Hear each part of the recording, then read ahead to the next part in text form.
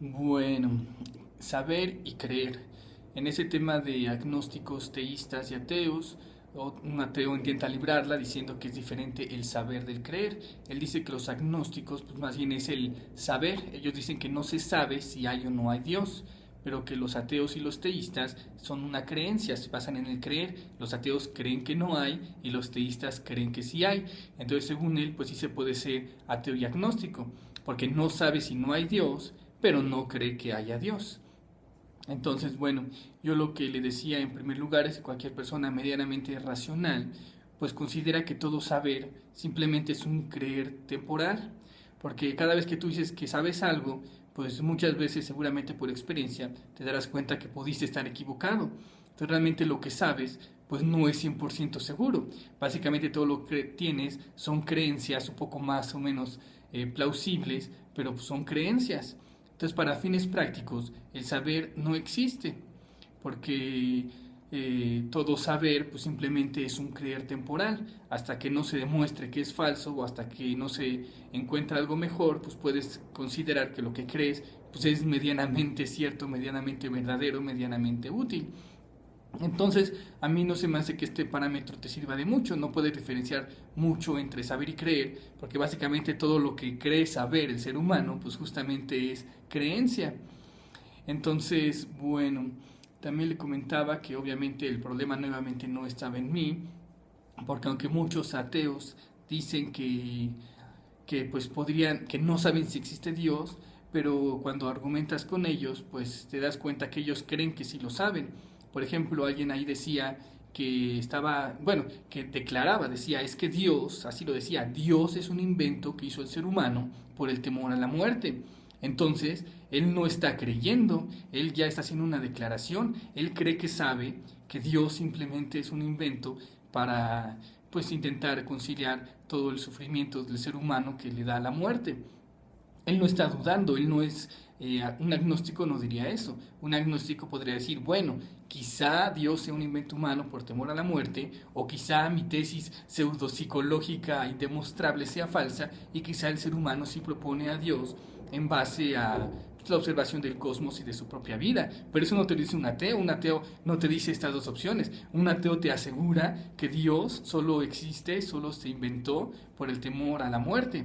Y ese es uno de tantos y tantos y tantos y tantos ejemplos que les puedo dar de ateos que hacen sus declaraciones, que obviamente ya están pasando muy por encima de cualquier creencia, en especial porque los ateos odian, que te repurga que les digan creyentes. Obviamente el ateísmo es una creencia, sí, ya lo sé, el ateísmo es una creencia, el teísmo también es una creencia, y el agnosticismo pues, es una como posición medio nula entre las dos.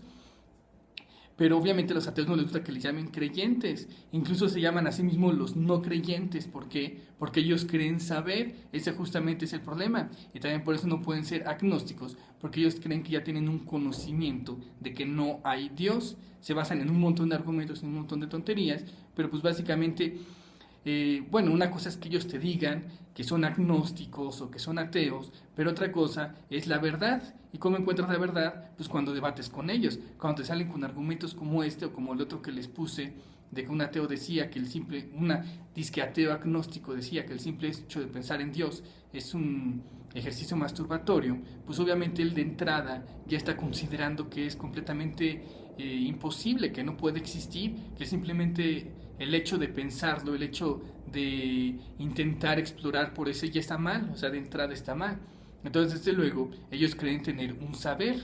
Entonces, incluso usando esta definición entre creer y saber, que realmente no sirve de mucho porque no puedes diferenciar mucho entre saber y creer, porque básicamente repitiendo que todos tenemos nada más creencias más o menos que consideramos plausibles, pues en este caso todos seríamos agnósticos. Entonces nuevamente, ¿qué sentido tiene la palabra agnóstico si todos los teístas son agnósticos y todos los ateos son agnósticos? Pues porque al final nadie tiene el saber total, nadie tiene el saber absoluto, solo tenemos pues algunas creencias, algunos argumentos, algunas justificaciones de por qué pensamos lo que pensamos.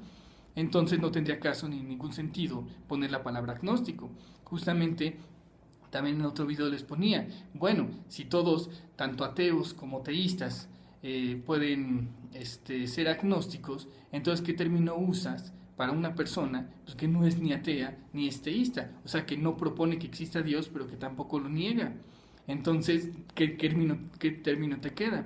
Obviamente yo sigo diciendo que es más lógico, más racional considerar que agnóstico, digamos que son los que están acá, los que no están creyendo que existe Dios, pero tampoco están creyendo que no existe, los que están en el centro, los que tienen una postura nula. Claro que siempre es muy difícil que alguien tenga una postura súper nula, porque siempre te decantas a un lado y siempre al otro. Por eso muchas veces los llaman a los agnósticos unos blandengues, unos indecisos, etcétera, etcétera. Pero bueno, el chiste es que sí podríamos definir ese tercer grupo en medio de los otros dos grupos. Claro que a los ateos les sigue conveniendo que sea muy difusa esta línea para que así cuando les convenga, pues hacer declaraciones muy fuertes, creencias muy fuertes y todo muy fuerte, y cuando les convenga, pues decir que simplemente son agnósticos, súper escépticos, que no han propuesto y no han dicho nada nunca. Saludos, besos y abrazos, Archimago.